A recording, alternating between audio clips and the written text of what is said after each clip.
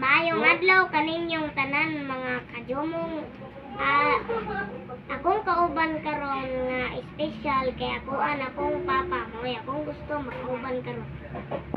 Last time lahi akong kanta pero this time I hope you like it.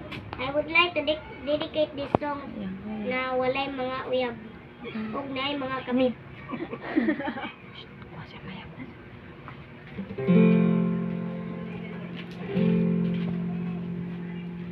Ikaw na pala